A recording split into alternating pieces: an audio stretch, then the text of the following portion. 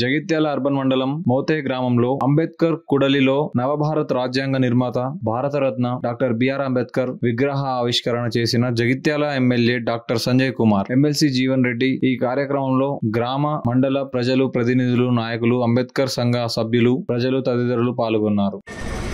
అంబేద్కర్ గారి ఆశయాలకు అనుగుణంగా ఈనాడు గత ప్రభుత్వాలు కూడా పనిచేసిన విషయం మనకు తెలుసు. అప్పుడు కూడా రిజర్వేషన్ అమలు కావచ్చు, దాంతో పాటుగా కొన్ని వివిధ రకాలుగా ఆదుకోవడం జరిగింది. మరి ముఖ్యంగా విద్యా వైద్య విషయానికి వస్తే దురదృష్టవశాత్తు భారతదేశం అనుకున్నంత ముందరికి పోలే. ఒకటి, పారిశ్రామిక రంగంలో మనం వెనుకబడిపోయినాం. స్వతంత్రం వచ్చిన తర్వాత మనకంటే ఎక్కువ లేటుగా స్వతంత్రం వచ్చిన వాళ్ళు పారిశ్రామిక రంగంలో పోయి ముందరికి పోయారు. వ్యవసాయ రంగంలో కొంత ముందుకు పోతూ మళ్ళీ తడబడుతున్న పరిస్థితి. దీనికి అంతటి కారణం సరైన విద్య లేకపోవడం.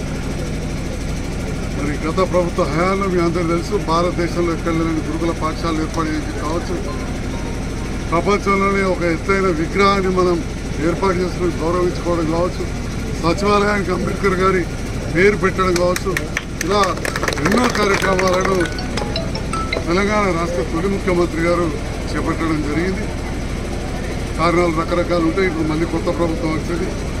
ఏది ఏమైనా కానీ బీద, బడుగు, బలహీన వర్గాలు, దళితుల ఆశయాల కోసం మరి ఏదైతే కార్యాచరణ రూపొందిస్తున్నారో తప్పకుండా ఇంకా ముందుకెళ్లాలని ఆకాంక్షిస్తా ఉన్నాం. గత ముఖ్యంగా మా అంబేద్కర్ యువమిత్రుడు ఈరోజు ఏదైతుందో మోతెలో మరి విగ్రహాన్ని ఏర్పాటు చేయాలని వారు భావించడం, తలంచడం నేను గొప్ప విషయంగా పేర్కొంటానని చెప్పాను. నవభారత రాజ్యాంగ నిర్మాత బాబాసాహెబ్ బిఆర్ అంబేద్కర్ గారు అంటే మరి కేవలం భారతదేశానికి పరిమితం కాకుండా యావత్ ప్రపంచంలో వారు ఒక గొప్ప విద్యావేత్తగా వారు మనుగడ పొందినటువంటి గొప్ప నాయకులు బాబాసాహెబ్ బిఆర్ అంబేద్కర్ గారిని చెప్పక తప్పదంటారు. ఇవాళ కూడా ప్రపంచంలోకి అత్యధికంగా కీర్తించబడుతున్నటువంటి ఒక నాయకులలో మరి బాబాసాహెబ్ బిఆర్ అంబేద్కర్ గారు ప్రథముడు అని చెప్పగలుగుతాం.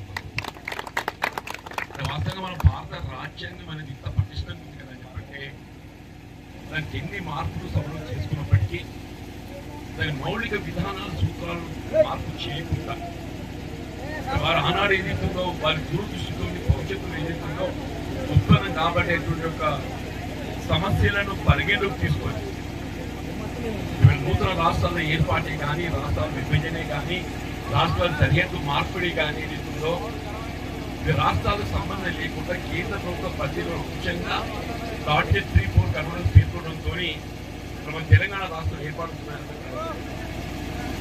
విధంగా చెప్పాలంటే తెలంగాణ రాష్ట్రం ఏర్పాటు కాగలడం జరిగిందని చెప్పంటే మరి బాబాసాహెబ్ బిఆర్ అంబేద్కర్ గారి ముందు చూపు, దూరదృష్టితో వారు రాజ్యాంగంలో ఏదైతే ఆర్టికల్ 3 అనుగుణంగానే తెలంగాణ రాష్ట్రాన్ని మనం ఏర్పాటు చేసుకోవాలని చెప్పండి.